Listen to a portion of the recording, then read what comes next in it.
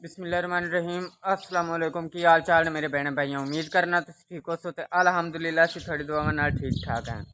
आज का व्लॉग शुरू करने पहले मेरी एक छोटी जी रिक्वेस्ट है कि मेरी वीडियो लाइक किया करो और मेरे चैनल को सब्सक्राइब कर लो ताकि मेरे हर आने वाली वीडियो थोड़े तक बासानी पहुँच सके। जिथे भी रहो खुश रहो, बात रहो, हंसते मुस्कुराते रहो, साड़ी दुआवां हमेशा थोड़े नाल ने। हाँ जी माशाअल्लाह। तो आज मैं अपनी जामिया मस्जिद च आया सुबह सुबह ही। अगे तो कभी नहीं बनाई वीडियो, मैं आज पहली बार सोचा मैं कि चल आज मैं वीडियो बना लवां मस्जिद की।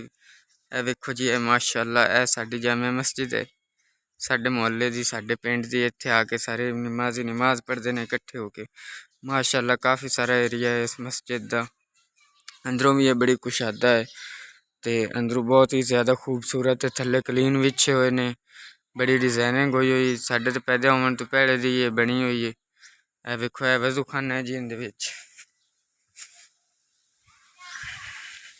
देखो माशाअल्लाह ए टूटियां ने तोड़ तक लगी हुई हैं। बाकी यह सूरत हाल है जी, देखो माशाअल्लाह वजू खाना है।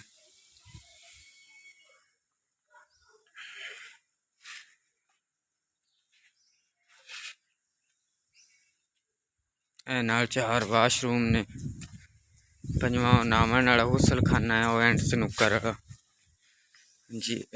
पार्क बने हुए मस्जिद का देखो माशाअल्लाह। अगे तो काफ़ी सारे फुलों के भी बूटे लगे हुए हैं, पता नहीं वो किधे गए, किसी पट लेने या की वजह बनी। देखो ये पार्क बने हुए, वो सामने उत्थे उस्ताद रहंदे ने, इधर इस साइड तो उस्तादा का घर है, परली साइड से नाल दरवाजा है। देखो माशाअल्लाह शतूत जो है ना दरम्यान दे विच लगा होया है। पार्क बने हुए इत्थे सारे मतलब उस्तादा कोल आके तो बंदे बंदे ने, या मतलब इत्थे नमाज पढ़न तो बाद या पहले बंदे रेस्ट करते हैं। देखो भी दरख्त लगे हुए ने लैन दे विच, कितने प्यारे लग रहे हैं, खूबसूरत लग रहे हैं माशाअल्लाह। हवा भी बड़ी तेज़ चली है। फुलों का बूटा है जी, बहुत ही पुराना बूटा है। जो असी मतलब पहले कच्ची पक्की पढ़ते उदों का यह बूटा है। नाल इत्थे खजूर होंदी है, एक इत्थे खजूर होंदी है। असी शुरू तो मस्जिद भी इत्थे पढ़न आंदे सी। ते यह साडा स्कूल होंदा जिहड़ा कि हुण उस्तादां दा घर है ना, ये पहले साडा स्कूल होंदा 5वीं तक।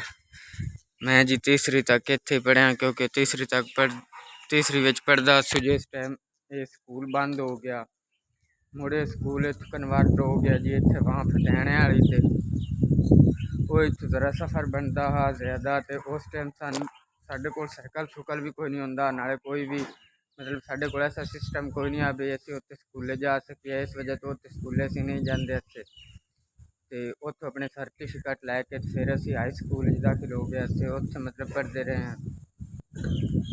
तो इस मस्जिद नाल या इस मतलब उस्तादां दे घर नाल साड़ियां बड़ियां यादां वाबस्ता ने। हाँ जी, तो हुण अल्लाह नूं याद करके चलने हैं घर। मैं अगे बड़े टाइम का इंतजार करन लगा, मैं कि जिस टाइम नमाजी ना हो मस्जिद दे विच अज उस टाइम ही वीडियो बनानी माशाअल्लाह। तो यह वेखो सूरत हाल है। यह मोटर लगी हुई मस्जिद की, वेखो कितने प्यारे तरीके नाल लगी हुई, उस्तादां लवाई हुई।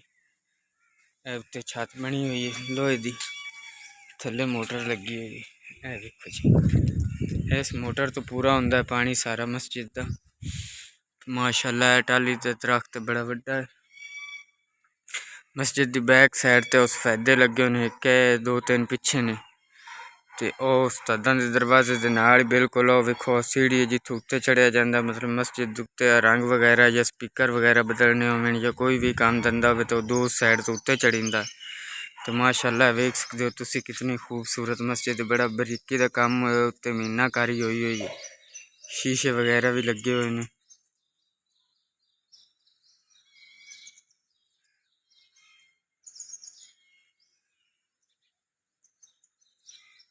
माशाअल्लाह।